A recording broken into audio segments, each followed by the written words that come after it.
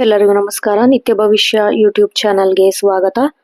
ಇಂದು 5 ಜನವರಿ 2026 ಸೋಮವಾರ. ದಿನದ ವಿಶೇಷತೆ ಹಾಗೂ ಅದೃಷ್ಟ ರಾಶಿಗಳು ಹೇಗಿದೆ ಅಂತೇಳಿ ತಿಳಿಯೋಣ ಬನ್ನಿ. ಜನವರಿ 5, 2026 ಸೋಮವಾರದ ದಿನದ ವಿಶೇಷತೆ ಏನು ಅಂತ ನೋಡೋದಾದ್ರೆ, ಇಂದಿನ ದಿನ ಕೆಲಸ ಸಾಮಾನ್ಯ ಸೋಮವಾರ ಅಲ್ಲ. ಯಾಕಂದ್ರೆ ಇದು ಜ್ಯೋತಿಷ್ಯ ಶಾಸ್ತ್ರದ ಅತ್ಯಂತ ಅಪರೂಪದ ಮತ್ತು ಶುಭ ದಿನಗಳಲ್ಲಿ ಒಂದಾಗಿದೆ ಅಂತಾನೆ ಹೇಳ್ಬೋದು. ಸ್ಪೆಷಲ್ ಡೇ ಸೋಮವಾರ. ಏನಿದೆಯಪ್ಪ ಅಂತ ಸ್ಪೆಷಲ್ಲು ಅಂತ ನೋಡೋದಾದ್ರೆ, ಸೋಮ ಪುಷ್ಯ ಯೋಗ ಇದೆ. ಸೋಮವಾರದಂದು ಪುಷ್ಯ ನಕ್ಷತ್ರವು ಬಂದರೆ ಅದನ್ನು ಸೋಮ ಪುಷ್ಯ ಅಮೃತ ಸಿದ್ಧಿ ಯೋಗ ಅಂತಾನೆ ಕರಿತೀವಿ.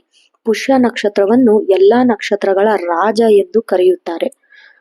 ಇದರಲ್ಲಿ ಬಂಗಾರ ಖರೀದಿಗೆ ಶ್ರೇಷ್ಠ ದಿನ ಅಂತಾನೆ ಹೇಳ್ಬಹುದು.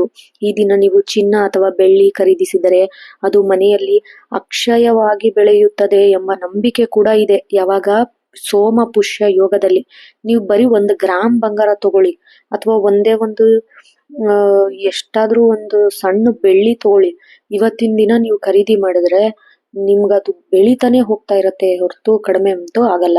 ಶಿವನ ಕೃಪೆ ಬಹಳ ಇದೆ. ಸೋಮವಾರ ಮತ್ತು ಚಂದ್ರನ ಸ್ವಕ್ಷೇತ್ರವಾದ ಕರ್ಕಾಟಕ ರಾಶಿಯಲ್ಲಿ ಚಂದ್ರ ಇರೋದ್ರಿಂದ ಶಿವನ ಆರಾಧನೆಗೆ ಈ ದಿನ ಅತ್ಯಂತ ಪ್ರಶಸ್ತ ದಿನ ಅಂತಾನೆ ಹೇಳಬಹುದು.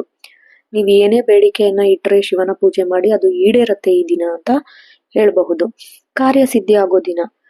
ನೀವು ಯಾವುದೇ ಹೊಸ ಕೆಲಸ ಅಥವಾ ಉದ್ಯೋಗ ಅಥವಾ ಬ್ಯಾಂಕ್ ಕೆಲಸ ಅಥವಾ ಆಸ್ತಿ ಖರೀದಿ ಯಾವುದೇ ಒಂದು ಕೆಲಸ ಮಾಡಕ್ ಹೋದ್ರೂ ನಿಮಗೆ ಖಂಡಿತ ಯಶಸ್ಸು ಸಿಗುತ್ತೆ. ಹಾಗೆ ಅದೃಷ್ಟ ರಾಶಿಗಳು ಯಾವ್ಯಾವು ಅಂತ ನೋಡೋದಾದ್ರೆ, ಪ್ರಥಮ ಸ್ಥಾನದಲ್ಲಿ ಕರ್ಕಾಟಕ ರಾಶಿ ಇದೆ.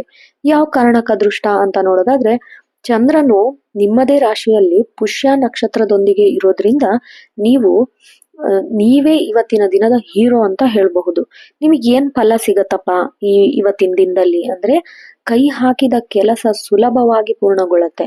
ಹಣಕಾಸಿನ ವಿಚಾರದಲ್ಲಿ ಅತಿ ಹೆಚ್ಚು ಲಾಭನ ಪಡಿತೀರಾ ಅಂತಾನೆ ಹೇಳ್ಬಹುದು ಕರ್ಕಾಟಕ ರಾಶಿಯವರು. ದ್ವಿತೀಯ ಸ್ಥಾನದಲ್ಲಿರೋದು ವೃಶ್ಚಿಕ ರಾಶಿ.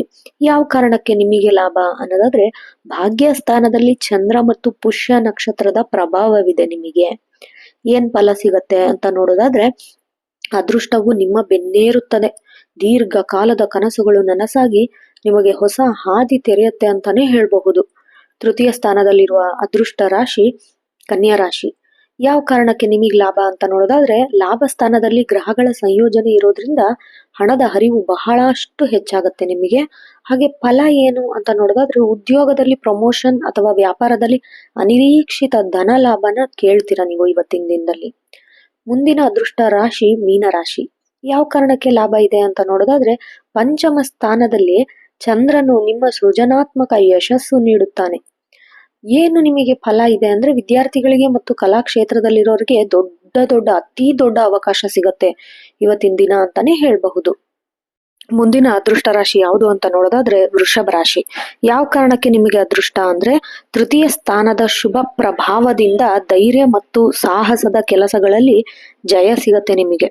ಫಲ ಯಾವ ತರ ಇದೆ ಅಂತ ನೋಡೋದಾದ್ರೆ, ಸೋದರ ಸೋದರಿಯರ ಬೆಂಬಲ ಮತ್ತು ಆರ್ಥಿಕ ಸಹಾಯ ಸಿಗತ್ತೆ ಅಂತಾನೆ ಹೇಳಬಹುದು. ಅಂದ್ರೆ ನಿಮ್ಮ ಅದೃಷ್ಟನ ಇನ್ನೂ ನೀವು ಸ್ವಲ್ಪ ಜಾಸ್ತಿ ಹೆಚ್ಚಿಸ್ಕೊಳ್ಬೇಕು ಅನ್ನೋದಾದ್ರೆ, ಇವತ್ತಿನ ದಿನ ಸ್ಪೆಷಲ್ ಆಗಿ ಬಿಳಿ ಅಥವಾ ತಿಳಿ ನೀಲಿ ಬಣ್ಣದ ಬಟ್ಟೆ ಧರಿಸಿದ್ರೆ ನಿಮ್ಗೆ ಹೆಚ್ಚು ಲಾಭವನ್ನು ಪಡಿತೀರಾ. ಹಾಗೆ ಬಡವರಿಗೆ ಸ್ವಲ್ಪ ಅನ್ನ ಆಹಾರ ಅಕ್ಕಿ ದಾನ ಮಾಡೋದ್ರಿಂದ ನಿಮ್ಗೆ ಒಳ್ಳೇದಾಗತ್ತೆ. ಹಾಗೆ ಇನ್ನು ಏನ್ ಮಾಡ್ಬೇಕು ಏನ್ ಮಾಡಬಾರ್ದು ಅನ್ನೋದು ಜಾಗೃತಿಯಾಗಿ ಗೊತ್ತಿರ್ಬೇಕು ನಿಮಗೆ.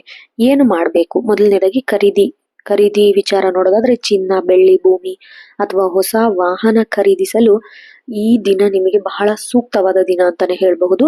ಹಾಗೆ ಆರಂಭ ಅಂತ ನೋಡೋದಾದ್ರೆ, ದೀರ್ಘಕಾಲದ ಹೂಡಿಕೆ FD ಆಗಿರ್ಬೋದು, ಇನ್ಶೂರೆನ್ಸ್ ಆಗಿರ್ಬೋದು ಅಥವಾ ಹೊಸ ಉದ್ಯೋಗ ಆರಂಭಿಸೋದು ಇವತ್ತು ಅಮೃತ ಗಳಿಗೆ ಅಂತಾನೆ ಹೇಳಬಹುದು.